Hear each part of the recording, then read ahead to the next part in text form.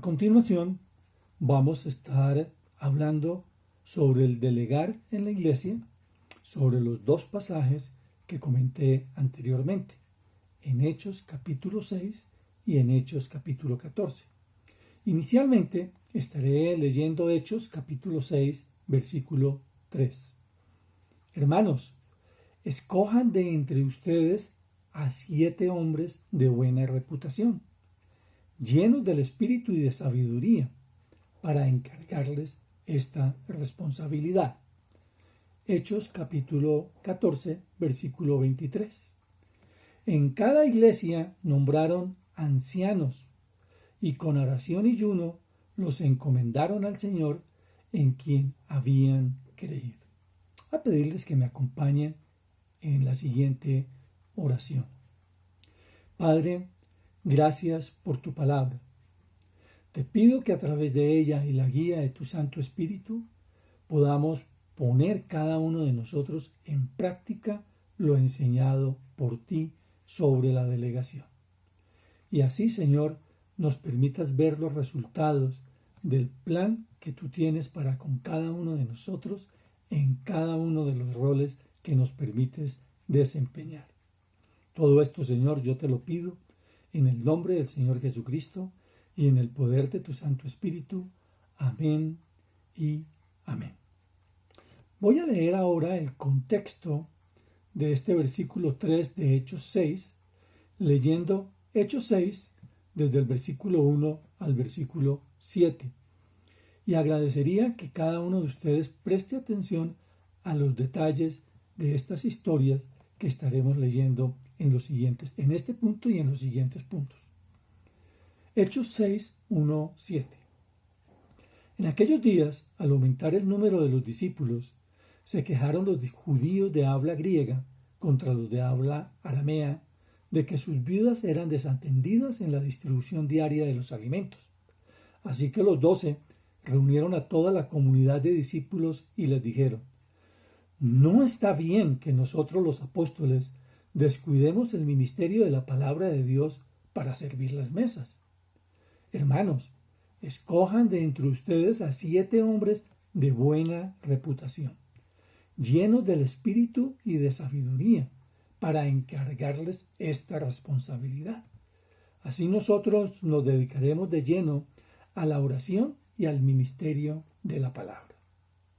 Esta propuesta agradó a toda la asamblea. Escogieron a Esteban, hombre lleno de fe y del Espíritu Santo, y a Felipe, a Prócoro, a Nicanor, a Timón, a Pármenas y a Nicolás, un prosélito de Antioquía. Los presentaron a los apóstoles, quienes oraron y les impusieron las manos, y la palabra de Dios se difundía. El número de los discípulos aumentaba considerablemente en Jerusalén, e incluso muchos de los sacerdotes obedecían a la fe. Vamos entonces a analizar este contexto desde la perspectiva de la delegación. En primer lugar, encontramos el problema y su solución. El problema lo encontramos en el versículo 1. En aquellos días, al aumentar el número de los discípulos, se quejaron los judíos de habla griega contra los de habla aramea, de que sus viudas eran desatendidas en la distribución diaria de los alimentos. El comentario bíblico de Bacon, con mucha razón, dice: cuanto más miembros tenga una iglesia, mayor es el número de problemas potenciales. Y esto era exactamente lo que estaba pasando en la iglesia primitiva. La iglesia primitiva estaba en pleno crecimiento y en medio de este crecimiento, pues inevitablemente inician las quejas y las murmuraciones, como dicen otras versiones, entre los judíos que no eran de Palestina, que no habían nacido en Palestina, y los judíos que habían nacido fuera de Palestina, los de habla griega y de habla aramea. Y tenían una queja que tenían razón. Se había desatendido las necesidades de la distribución diaria de los alimentos, específicamente de las viudas. Ahora, en Hechos 6, del 1 al 2, nos dice: así que los 12 reunieron a toda la comunidad de discípulos y les dijeron: no está bien que nosotros los apóstoles descuidemos el ministerio de la palabra de Dios para servir a las mesas. Encontramos entonces que los 12 discípulos que habían compartido con el Señor Jesucristo decidieron reunir a toda la comunidad. Es interesante ese hecho de la forma como estaba organizada la iglesia primitiva. Y presentan entonces una solución al problema que se estaban presentando. El comentario bíblico de Bacon dice: el curso de acción que prescribieron los apóstoles era sabio. La división de la labor era la única solución satisfactoria. Ahora, es importante notar que la palabra griega utilizada aquí en la traducción servir a las mesas no significa literalmente que eran las personas que tenían que servir directamente a las mesas. Los diferentes intérpretes sugieren que tal vez esta palabra lo que nos está diciendo es que la labor eran como de finanzas, como la parte administrativa, donde una de sus funciones era precisamente atender a la necesidad de los pobres y atender específicamente el servicio de las mesas en cuanto literalmente se refiere y específicamente a las viudas. Pero vemos entonces que los apóstoles se reúnen e indudablemente inspirados por el Espíritu Santo deciden entonces definir el problema y buscar una solución al problema, y esta solución era la división de las funciones.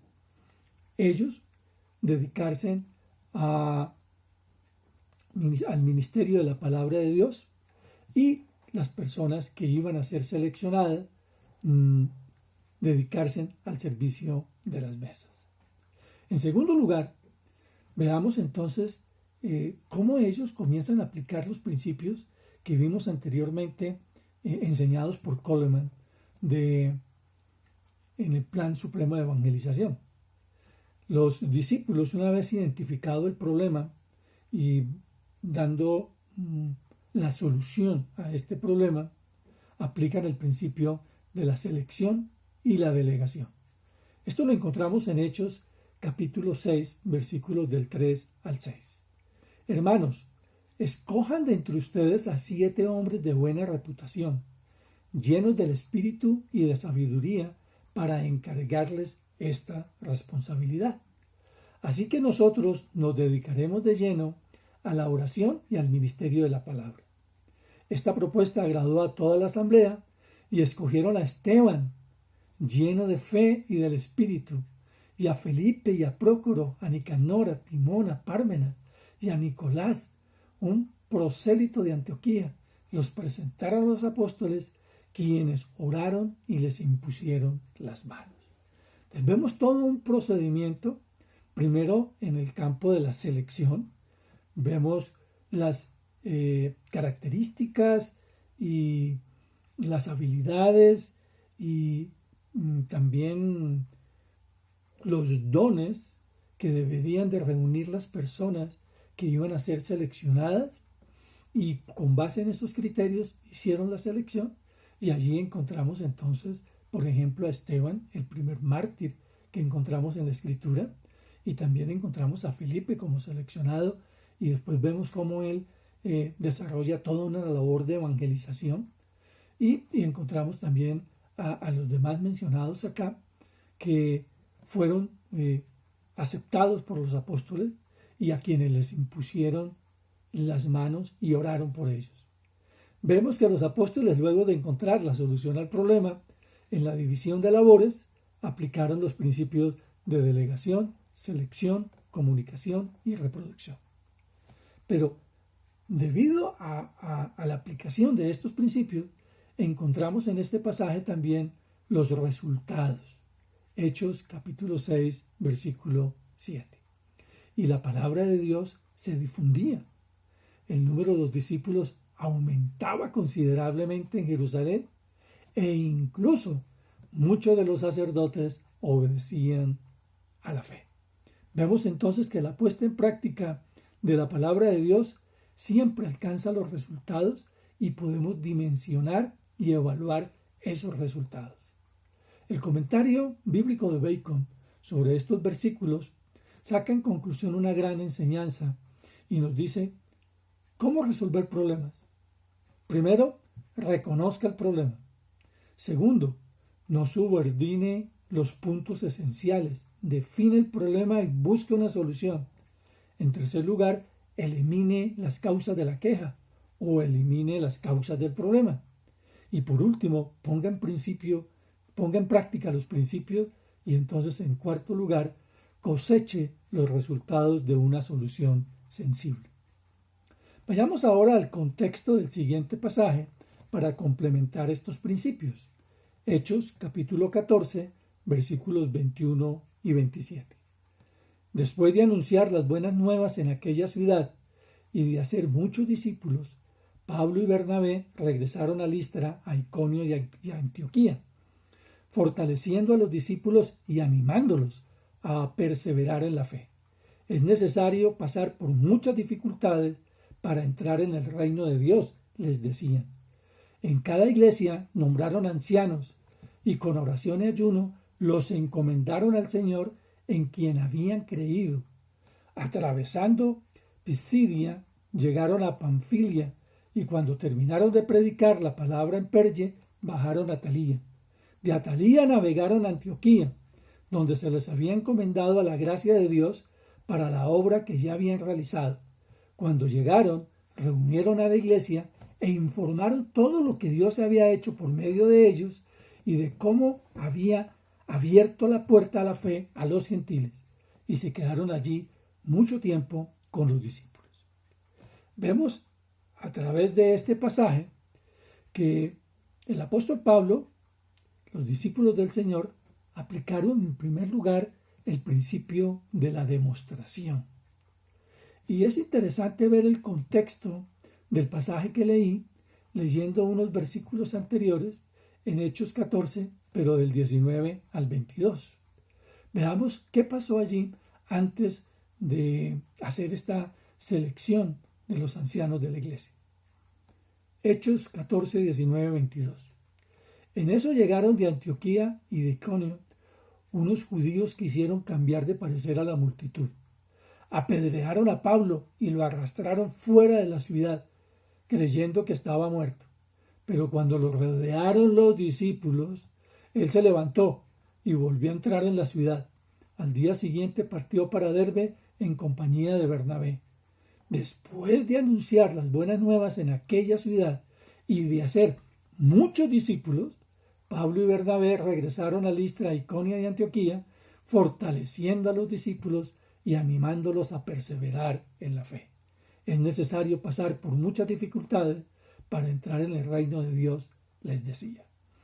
Entonces vemos en estos versículos cómo Pablo y Bernabé, a través de su ejemplo, enseñaba a los discípulos cómo realizar el cumplimiento de la gran comisión y cómo realizar las tareas que más tarde ellos estarían delegando en los discípulos seleccionados para que dirigieran el cumplimiento de la gran comisión, el sostenimiento de la iglesia y el desarrollo del reino de Dios.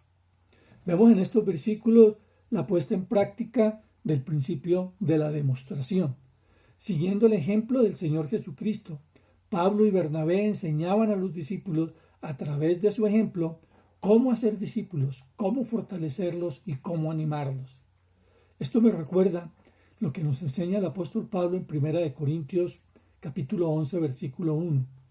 Imítenme a mí como yo imito a Cristo.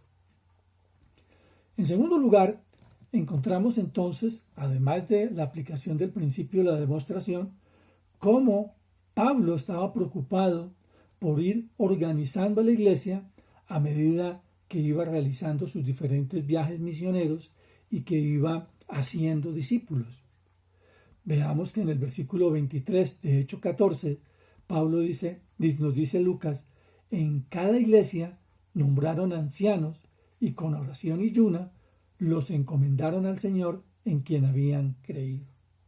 El comentario bíblico de Bacon nos dice, es necesario cierto grado de organización para preservar la continuidad de cualquier movimiento, de cualquier organización y de cualquier iglesia. Y finalicemos esta enseñanza viendo un principio fundamental sobre el tema de la delegación. Cuando recibimos delegaciones, como en el caso del apóstol Pablo y Bernabé, ellos hicieron un gran esfuerzo por regresar a su iglesia madre y allí poderles rendir un informe sobre los resultados de la labor encomendada. Rendición de cuentas. Hechos 14, versículos 14 y 28. Atravesando Pisidia, llegaron a Panfilia, y cuando terminaron de predicar la palabra en Perge, bajaron a Atalía. De Atalía navegaron a Antioquía, donde se los había encomendado a la gracia de Dios para la obra que ya había realizado. Cuando llegaron, reunieron a la iglesia e informaron de todo lo que Dios había hecho por medio de ellos y de cómo había abierto la puerta de la fe a los gentiles. Y se quedaron allí mucho tiempo con los discípulos. El comentario bíblico de Bacon, que me ha apoyado para esta enseñanza, nos hace un resumen de estos versículos diciendo cómo conservar los convertidos. Dice el comentario que en primer lugar, para conservar los convertidos, debemos de fortalecer sus almas, exhortarlos a ser firmes en segundo lugar, y en tercer lugar, advirtiéndoles de la tribulación. Ellos podían decir brevemente, misión cumplida.